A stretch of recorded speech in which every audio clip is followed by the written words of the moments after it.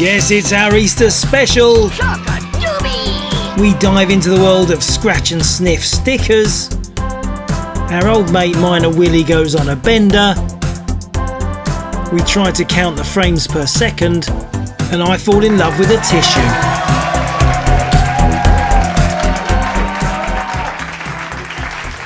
Hello, it's me! It's Jace at Retrogames! Oh my goodness, we are still here. We are still here. We are still alive. We are still fighting fit, aren't we? Aren't we? I do hope all my retrogaming friends are fighting fit. I'm trying to get fit. I'm trying to get fit for our big Japan trip, so I can keep up with those young people that are over there. I don't want to be like the old bloke, like choking, who's chasing Izzy around, going, "Oh God, stop! I got a stitch! I got a stitch!" Do people still say that? I got a stitch, Dad. I still got a stitch. I got a stitch. Yeah. Anyway, yeah, I still get a stitch. I still get a stitch sometimes. It's a long time. Man. When's the last time you got a stitch? Write it down. Remember it. These things are special. These are important memories. Just get on with it, Jace, before you really sort it out. Let's talk about classic video games and how much they're worth. Let's go on with the first stuff. What's on the table? Now, some games just look so exciting on the cover, you're desperate to play them. And this is one of those games. Superhero League. Now let me just put this on the top camera. Look at the style of this. Superhero League of Hoboken. I think that is an area in New York, I think. But look at that. It's so exciting looking, isn't it? It's like one of the greatest ever covers of a game you've ever seen. Incredible graphics. I'm really looking forward to playing this. Let's just show you what it looks like inside. It's on floppies. It's on floppies. We've got the manual there. Even the manual is just as exciting. Let's check out Superhero League of Hoboken.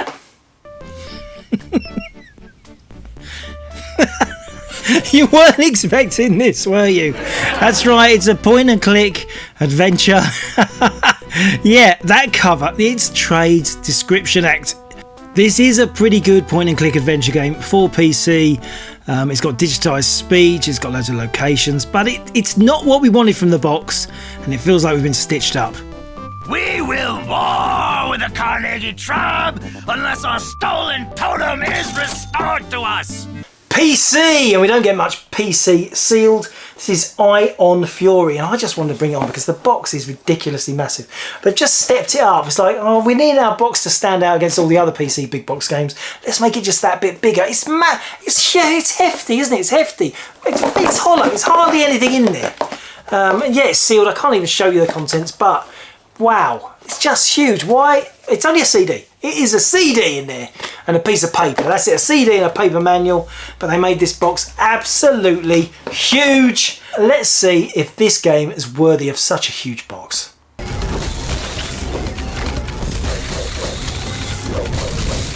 my God, the quarterback is toast. I think that's a firm no then. Now, recently we had a big deluge of Leisure Suit Larry games. Now, I'm a big fan of the Leisure Suit Larry series. I've covered it before. Comedy adventures with a sexy edge. They weren't pornographic, but they were on the edge. They were adult games. Eventually they came out for like later formats like Xbox, original Xbox and PlayStation and stuff, and they were suddenly tame.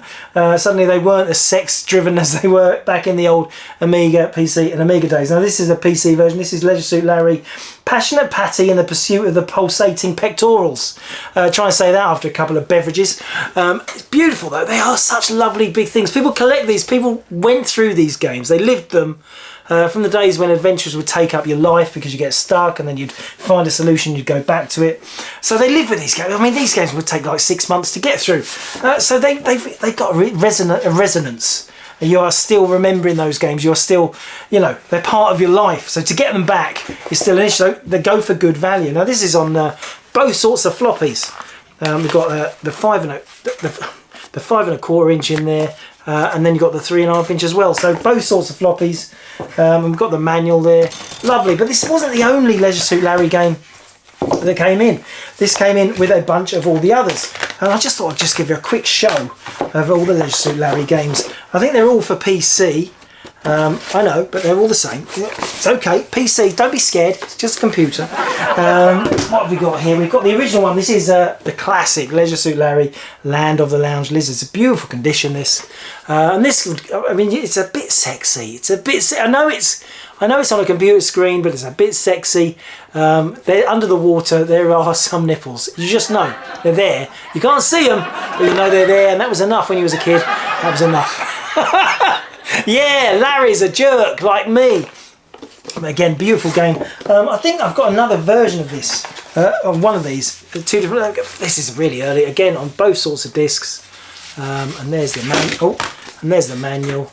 And this has got a bonus item. What the heck? Incredible. A Leisure Suit Larry, Land of the Lounge Lizards serviette. From Lefties, home of the original Lounge Lizard. Isn't that amazing? I mean, those sort of things, you know I get very excited.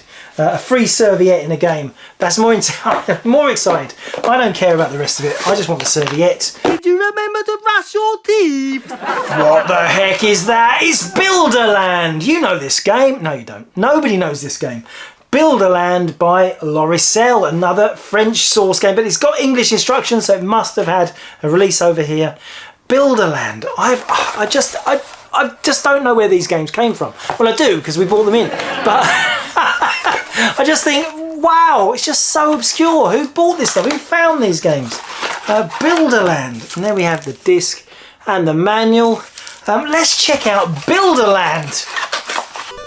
Just like all the best games, this one starts in the forest. Now this is a platform game, but it's quite unlike what you're used to. Instead of controlling your character, you control this cursor. Pick up bits of block and put them in the spaces so that when he gets to them, he can traverse the obstacles. So this little slope is going to go up there. I'm going to fill this little gap.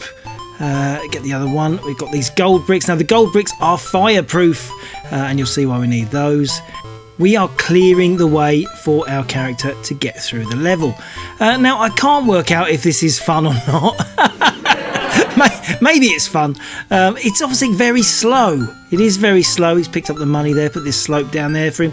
But now we're sort of waiting. We're waiting for him to get there. We can use this bomb. We can blow up gaps in the scenery. So now we can fall down.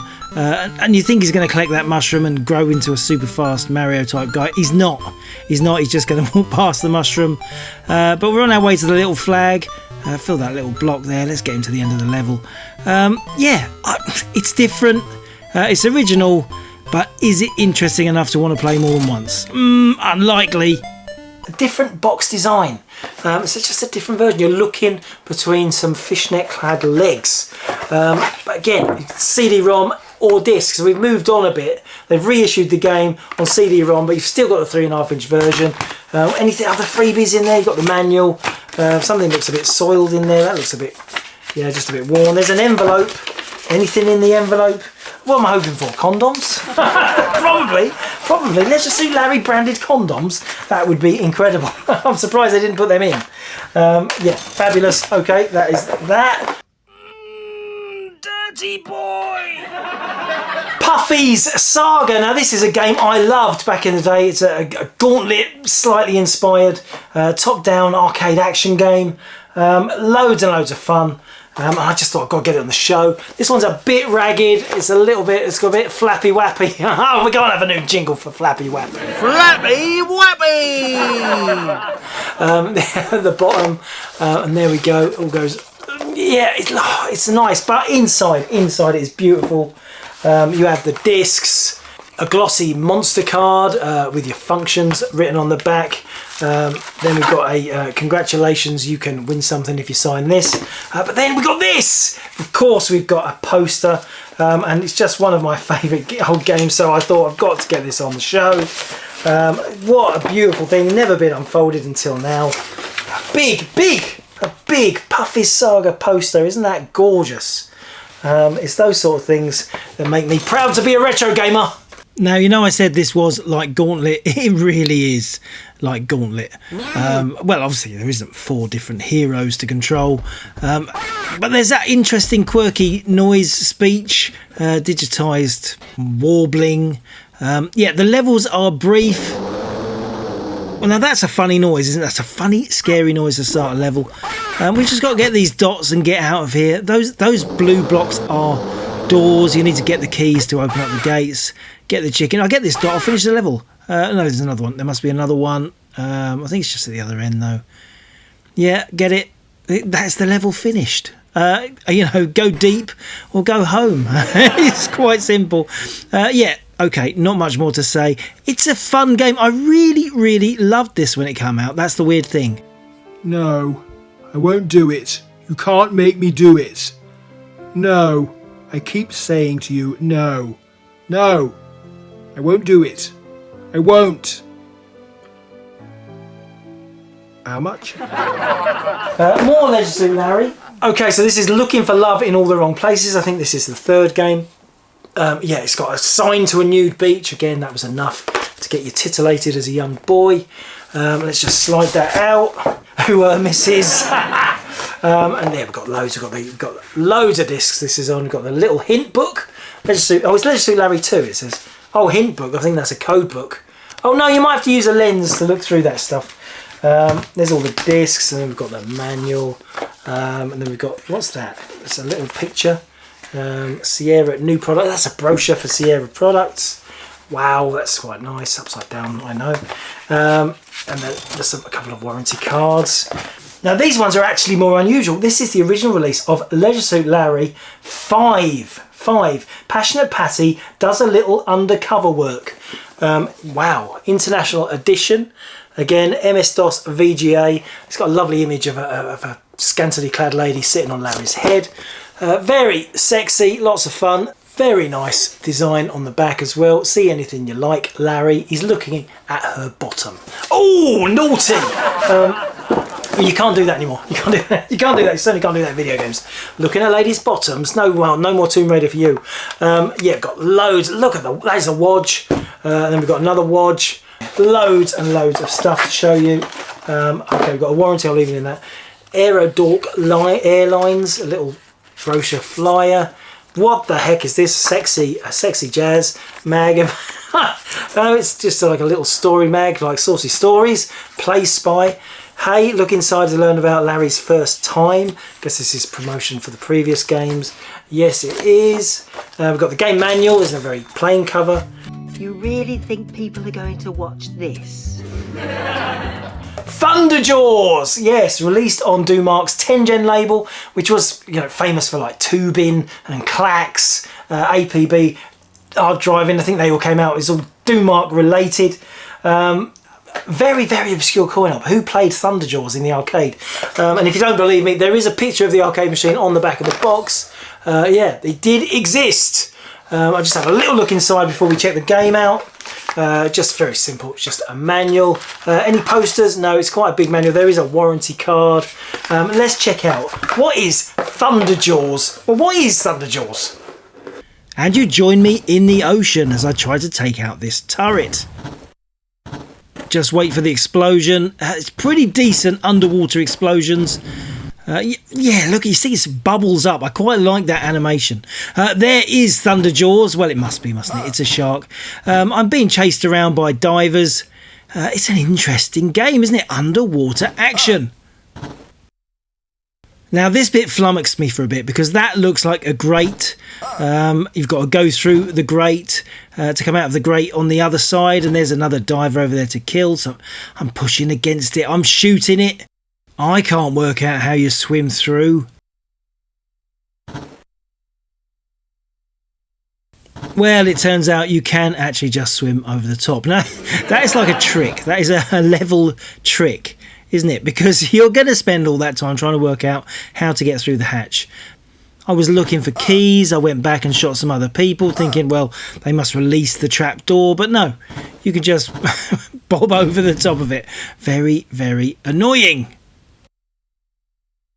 Now, these metallic sharks are pretty scary, and they've got to be what Thunderjaws is all about. But check this, a doorway I can actually shoot through, and yes, I'm going indoors. It's a whole new game. I am now indoors shooting like Contra. There are still some pretty nasty enemies like these robot dogs. I guess they've also got Thunderjaws. There's oh, got me then, he got me. This screaming punk rocker seems particularly dated. But worse than that is the mammoth slowdown as the graphics get busier. Oh my goodness, I can count the frames. Look at this scary robot. I mean, it's busy. It's sure, it's busy, but that is slow. The poor old Atari ST enduring the weight of the gameplay. Game Boy, and it is Armorines. Now, this is a game from Acclaim. You might remember this for being an N64 game. I think it was quite a big hit on the Nintendo 64. But I didn't realise there was a game. I don't think I've ever played the Game Boy version, so I thought I'm going to have to get it out on the show. I'll just show. It's a beautiful condition. Look at the box of this. It's catching the light, catching the light. Maybe you got too much light. There's the back of the box. Isn't that gorgeous? Gorgeous. Now let's just pop it open. I'm going to pull it out. I do love games when they're in brilliant condition. It's all about the condition on these card box games. Okay, we've got lots of gum. We've got a little advert for Nintendo Power. We've got the cartridge, of course. Beautiful cartridge in there. Game Boy Color. No Alva case. A little poster. There's a little poster. Just unfold the poster. First time it's been unfolded. There we go. Armorines mini poster. Turret Rage Wars on the B side. We've got the, of course, you know, epilepsy warning. We do not want to catch epilepsy off this game. We've got the warranty card. And there, look at that. There's only one thing I can sing. Look at that manual. Yeah. Oh, that is a perfect manual. That is a beautiful manual. But I know what you want. You want to know what the heck is Armorines like on the Game Boy Color. Let's check it out. Enjoy the colours of the Game Boy Color game. It's got a bit of an intro. We almost missed the platform. What the heck? What the heck is going on with the tower? Now, yes, get used to it because this is the game. That's like a laser pulse weapon. A bit like a magical electrical willy. But this really is the whole game. We wander around, waggling our electric charge over the monsters, clearing each level and going on to the next place. I know it's only the Game Boy, but I expected more of you, Konami. What's on the table? Cavernia. Cavernia. Sounds like a hernia. Cavernia. It's by Zeppelin Games. It's for the Atari computer series. And I just thought I'm going to show you this because I still can't believe the state of the artwork. Let's just have a look. What the heck? Who drew that? That style is bizarre, isn't it bizarre? He is absolutely hideous, that guy, Cavernia guy.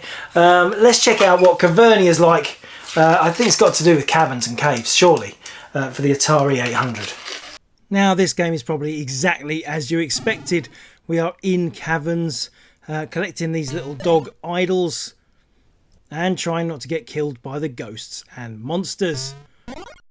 Now, the caverns are pretty empty, and I can't help thinking they would have been able to fill them a bit better if they hadn't wasted so much interrupt time on that bouncing score. While the graphics are okay, the levels are very simple, but it still packs in a few surprises, just like that. No, this is Leisure Suit Larry 6, or Shape Up, or Slip Out. That is getting a bit more rude, isn't it? It's getting a bit more rude. It's a picture of him in the steam room. A couple of ladies. The longest, hardest Larry yet. Very rude, that's what you want from us. Play this game, play it hard. Rude, isn't it? Rude. There's a few things in there. Mud baths. There is another babe shot. I don't know what that means. Hot, sweaty humour. Very good. Naked, bungee jumping. That's what you want to see in your video games, isn't it? Naked, bungee jumping. Have a little look inside in case there's anything cool in here. We've got the game on disc and on CD-ROM. And is there a poster? Why don't even give us a poster? No, just like info, gumph, warranties. No Leisure Suit Larry condoms, unfortunately. That's my idea. I'm going to copyright it. I'm going to sell them myself on eBay and make loads of money. Okay, not sure what number this is. This is Leisure Suit Larry, Love for All. This has to be the funniest thing we've ever seen, and that's a review from PC Zone. They got tamer. They got a bit more audience friendly. I think they were really on the edge when they first came out, but you know, by the time they got to this stage, it wasn't so rude. It was just saucy beach, you know, postcards from the seaside kind of comedy. And what have we got in there? We've got the game. We've got a nice bunch of letters, which I guess is hints from the restaurant. I don't know, it might be a whole solution, I don't know. And then we've got a catalogue, and we've got a cyber, what the heck is that? Cyber Sniff 2000 trademark. It's some sort of sticker. That's not a sticker, it's a scratch and sniff card allowing you to smell your way around the game. The technology behind this and the scratch and sniff stickers we all grew up with was developed in the 1960s by the company 3M. A thin polymer over the paper allows for the encapsulation of tiny droplets of liquid and scented oils. Simply scratch the surface and the smell is released. In 1971, the first book to use this innovation was released, and the success of Little Bunny Follows His Nose saw an explosion in demand for similar products like stickers and badges. It turns out E.T. smells like pine needles and Barbie smells like donuts. Thanks to scratch and sniff adverts, we can smell the interior of our new car, a McDonald's burger and fries, or someone's foul breath. Find out what an Aqua Velva man smells like and know when to ring the gas board. And how about this shocking advert to deter teenage pregnancy? Raspberries gave us the first scratch and sniff LP sleeve, opening the door to a mountain of sniffable CDs and records. But games got there too. What about this? Smell the Pitch, scratch and sniff FIFA Soccer, or the legendary Gran Turismo Pit Stop disc, which makes your fingers smell like greasy overalls. Here it comes, it's number one. Now this got me a bit excited. This is an Atari game kit, and the box, the form factor of the box is very unusual, isn't it? Let's put it up there. Look at this. It's like a cube box, and that's because it's a game and two joysticks in a box set. Yeah, very unusual. I was quite impressed. Donkey Kong is the game, the classic Nintendo Donkey Kong. Unless you open it up there, and you can see we have the joysticks, standard Atari joysticks. We've got some packaging. Pull this out nicely. And then we have the proper manual. We've got the manual. There's a proper two Atari joysticks in a pack. And there's a lovely little card holder for the Donkey Kong cartridge. And yeah, okay, it's Donkey Kong on the Atari. It's not a rare game, but in this box set, I think that's pretty special, isn't it? Hello, I'm back again, and today I'm just going to say Happy Easter to all of you. Easter, think about us dogs at Easter. Firstly, we can't have chocolate, and we do like chocolate, and secondly, we don't lay eggs. We don't. Those brown things you find in the park, they're not eggs. Yes! Another show in the bag! It's in the bag, it's done! We have finished another show. Thank you for watching that. It's an epic, isn't it? It's epic. Just all these old amazing games. Amazing games, and you can buy most of it. You know, the fun of it is that a lot of these games are for sale, and you can buy them off of us. It's like advertising, and maybe that's why nobody watches it. maybe, but thank you for watching if you did. Until next time, happy retro gaming, retro gamers! Retrogames says thank you for watching. Retrogames says thank you for watching. What you mean you got no feud? You better got me an Easter egg, fam. Snickers.